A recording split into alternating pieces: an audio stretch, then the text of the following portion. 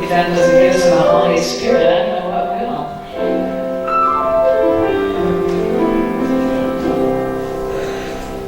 Good morning, Riverside community.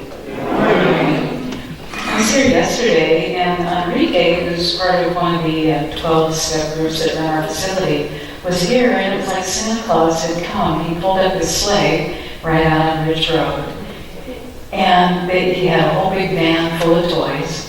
And then people came flooding in to Johnson Hall, and they had all the stuff under their arms, all rolls of wrapping paper, and there they were with their scissors and their tape and their wholeheartedness. And he told me this morning, so I saw him yesterday, and I was standing with him at the foot of the stairs this morning, and he says, "I want to tell you a story." And I said, "Which one? You want to come back at 10 a.m. and tell it yourself?" He says, "No, I can't come at 10, but can I tell your story?" When they delivered the presents, there was a young lady who has 2 children. And they didn't know this, but when he pulled up and opened up the doors of the van, and these wrapped presents that were all stacked, he says, "You can have one." She says, "I can have one. Thank you." And she chose from the column that was the pink ones. And she says, "I wonder who I'm going to give this to.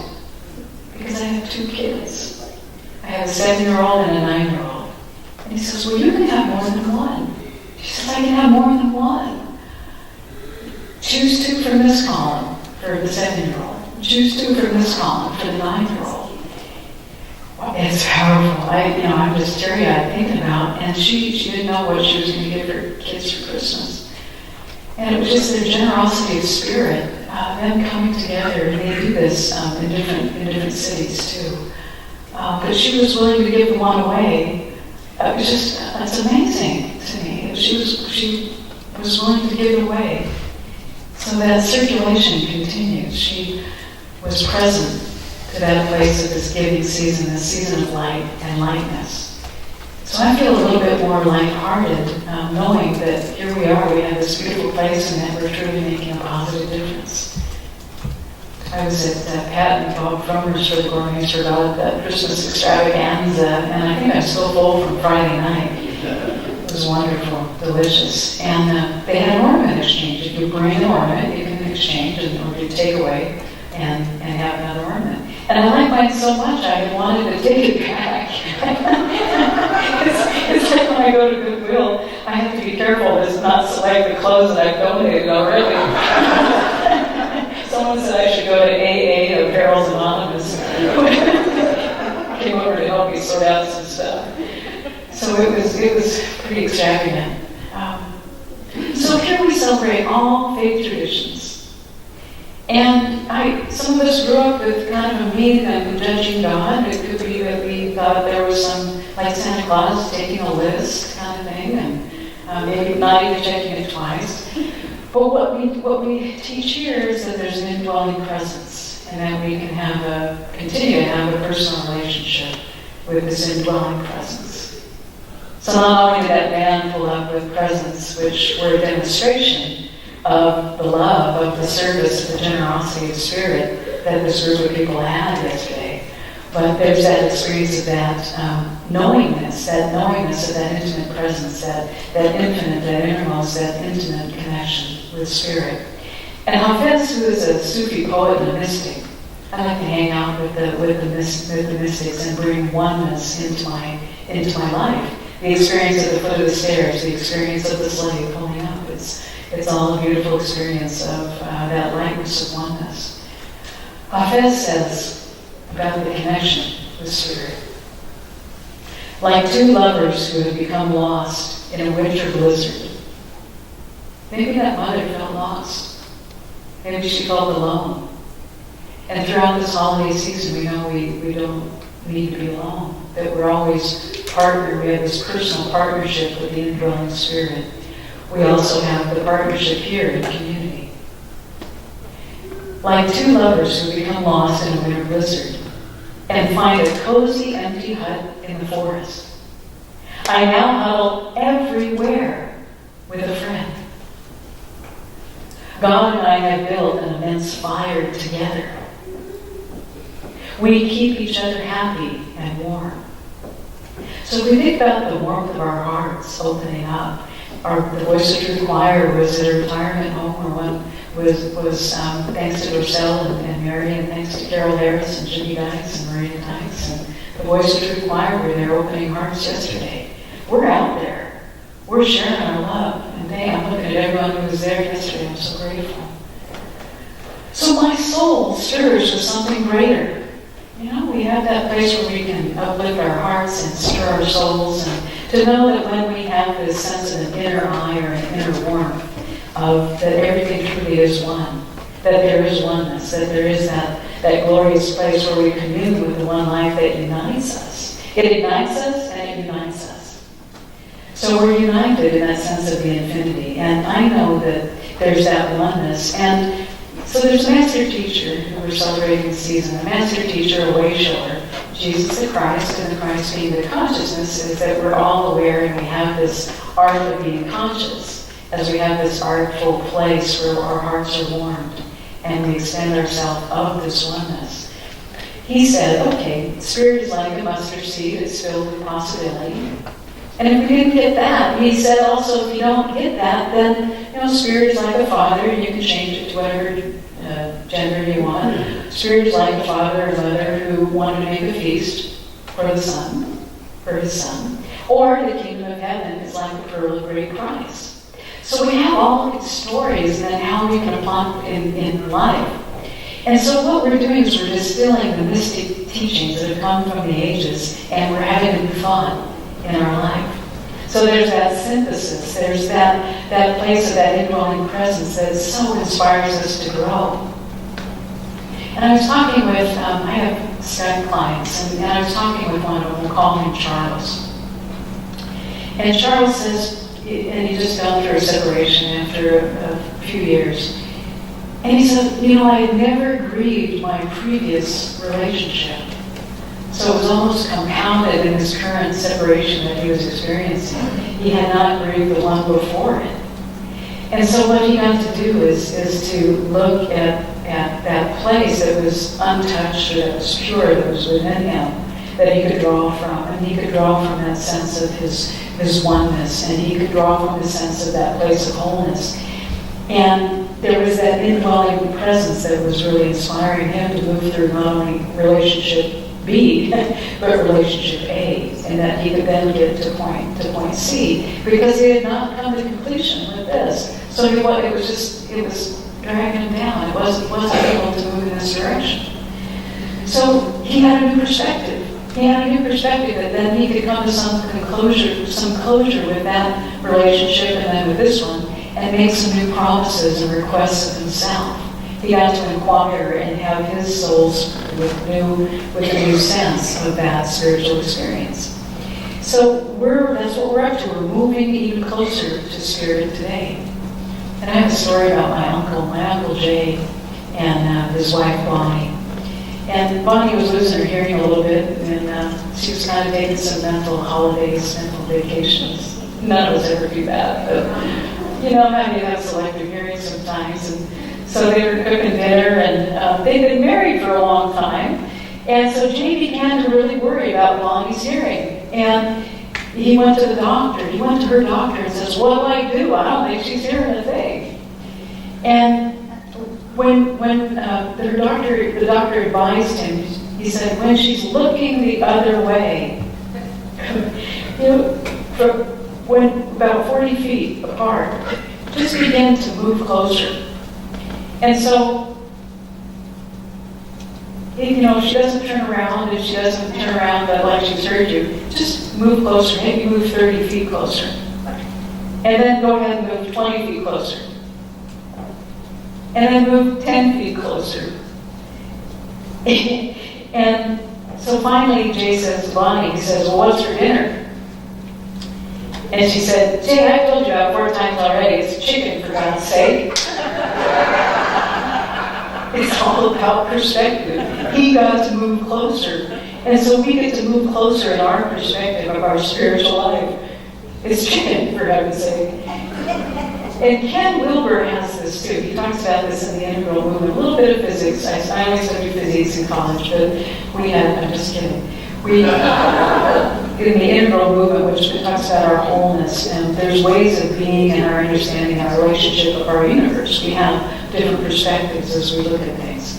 It's not necessarily stages of development, but it's a stage of perspective. We have natural ways of being. We have a relationship. We have understanding. And in essence, it's not somewhere to get. We're already in a relationship. We're already engaged in something. So I don't need to get anything additional. So as there's the stages of perspective of our spiritual life, there's three things. There's an I, there's an indwelling presence. That's a shortcut acronym I for the indwelling presence. I am an expression of spirit. And then there's two. There's the thou. There's the divine or the holy or this space. It may be like a we space, like this sense of oneness and connection, a we space. And so we're expressions of divine, and that may be where our Buddha nature or Allah or Kuan Yin or Ganesh or whatever you want to call it, light. We're expressions of the divine. And so those are just examples. So I'm a relational being. I'm in relation with my spiritual nature. I'm in relationship with everything. And I have a relationship with the clothes that I put on, even if I do go to Apparel's Anonymous. I have a relationship with carbohydrates, especially during the holidays. I have a relationship with you. And third, there's that it. There's the it, which is the spirit. It's that allness. It's that ground of being, whatever you want to call it. So there's those three things. The indwelling presence, there's that we space that we're an integral part of. And then there's that ground of all being. So we have these different levels of consciousness and perspective. So sometimes we make a mistake that the thou part is dualistic, but really we can experience the energy of spirit, and we're a place of recognition and expression. Bill got that in the announcements. We're the place of recognition and expression. So some of us may want to, we may want to run, or we may want to blame that there's some thou in essence outside of our experience. When in our New Thought teaching, if we say, if you really want to know what you're thinking, take a look at your life. So when we think of that, is there discomfort? Okay, so in our teaching, is there discomfort if we experience? When we experience, are we thinking about it from our place of wholeness? It's a place of wholeness that we can come from. So if there's discomfort, we can think about this. We can experience wholeness. So when we explore our capability, we can hold new and diverse perspectives that we are demonstrating in spiritual evolution.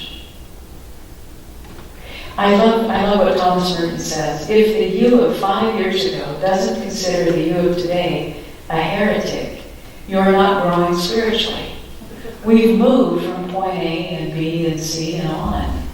We outgrow our old concepts. We take our strengths and our gifts, like opening up that van, we have presence inside. So we outgrow our old concepts. So today we're in a new understanding of our personal relationship with spirit. Today we're here, as Thomas Merton wrote in his journal, he says, we're already one. But we imagine we are not. And what we have to recover is our original unity. What we have to be is what we already are. We're getting back to our natural state. So in essence, we're a gateway already in this union of spirit. What I'm asking us to do is to move in new thought in a way that speaks to us and lifts us up and embraces our practice. Dr. Ernest Alps, who's the founder of the Science of Mind, the Spirit Guide for Spiritual Living, and I'm going to use a male pronoun here, but feel free to use whatever works for you. If you don't like the word God, use the word love. If you don't, or something else, use the word spirit. So there's some really wonderful. Hi. There's some really wonderful pieces in the back of the Science Mind textbook, and so if you just ever want to turn that for a thought for the day, this one is called Everlasting Arms, and it's a real short piece. His arms enfold me. His strength upholds me. His presence fills me with life and joy. I shall never more be sad or depressed, for I know that I do not walk life's path alone. There is one who goes with me and tells me all the things that I should know. There is a presence with me, guiding me into the perfect way. I rejoice in knowing that I am not alone. The person with the gifts was not alone. The people who were here wrapping gifts were not alone. They were here together with their spiritual essence, sharing from a place of fullness and from overflow.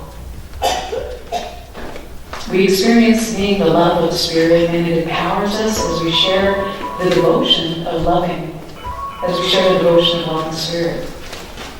So we can absolutely have a place of spiritual practice, personal practice. We can. Last week I talked a little bit about KISS. Well, this week we're going to transform it a little bit and talk about keep it steady and strong. Get a little jiggy with it. Lots of kisses. In fact, at the extravaganza, there were chocolate kisses that had the hazelnut in it. It was really good. Oh, I can't wait. I even did like a still life photograph of the deliciousness of it. Oh, wait, you'll see that soon.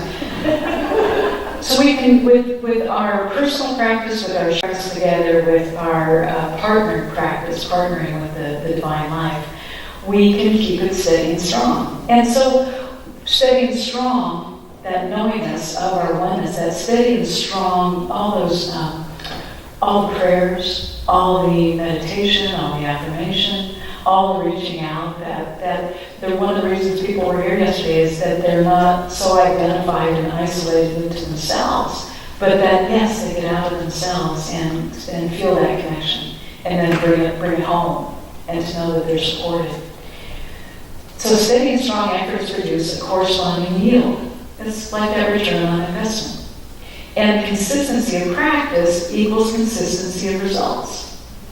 So if we go back to that phrase that's in our teaching, that if we really want to know what we're thinking, we get to look around and say, here's what I'm surrounded by. Here's what I'm choosing to be. Here's what I'm choosing, where I'm choosing to show up. So in the same way, it's a foundational tenet of the science of mind that cause equals effects, and that we, as we initiate cause in the direction of those desired results, every time we intentionally turn our attention to spiritual principles. So our practice turns our attention to those principles as we're aligning with that. So a regular focused spiritual practice, when we have integrity and congruence, helps keep us buoyant, and we can say that is happening. And that as we share our practice too, we can share from that place of experiential oneness. And so oftentimes we'll do that in classes. Sometimes we'll not only develop deep and powerful friendships. So as I'm looking for Christmas presents, I'm looking at, what can I be doing next year? I'm going to be taking some classes. Maybe I'll sponsor someone for taking classes. We can look at the return that happens for us in our life. Or it might be that we're having nutrition despite the carbohydrates that we're going to during the holiday season. It's like, okay, I don't have to wait to eat fit till January, till next year. That we have a different level of commitment. That maybe we do some mindful walking that helps get the energy flowing during the holiday, not just in malls, but we do some mindful walking in the morning, which sets the tone. Or we do some mindful gratitude practice, because the more that our gratitude is flowing, the more that we're multiplying. The mother who was there was grateful to go ahead and give the gift. And what happened was her gift was multiplied. So she was anticipating the good, even though she was having some challenges. So we're applying we're applying these principles. We're knowing that there's some strategy that's happening in our lives, some purposefulness. And there's a Christmas story about this grandmother who, one Christmas, her daughter, the mother of these kids, decided that she was no longer going to remind her kids to send a thank you note. And so what happened was, consequently, the kid's grandmother never received any thanks for the Christmas checks that she had sent to the kids. And the very next Christmas, all the kids stopped by in person to thank their grandmother for their checks. And when asked by a friend what caused this change in behavior, the grandmother replied, "Simple, this year I just didn't sign the checks."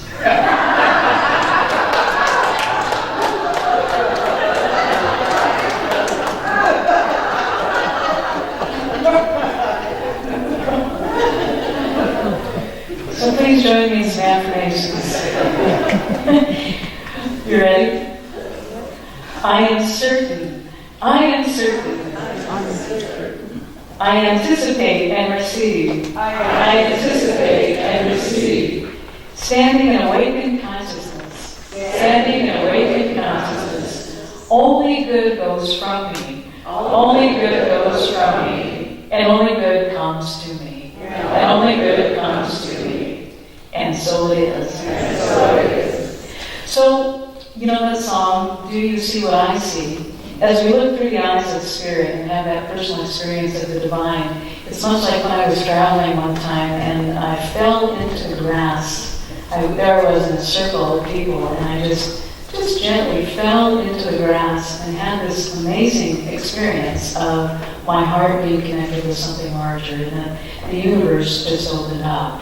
And so I know that we can take that with us to our families, we can take that with us to our neighbors, we can take that as we're wrapping gifts, and to know that we're already in that fullness of Spirit as we're realizing our oneness, and that each of us are reflecting our highest spiritual being. And so I know that we are free in this instant, much like just falling into beautiful grass and admiring the beauty, the love, rising high in awareness that life is for us. So in that very instant, life is for us. In this very instant of the now, life is for us. And except for whatever sense of separation we might have if we're moving from plan A to plan whatever. So we're here spiritually to be liberated and to wake up. So you ready to tune within and turn within? So just knowing that there's this awakening, that there's this celebration of the heart, of a connection of something larger, that there is an infinite presence. So I know that there's a very present now.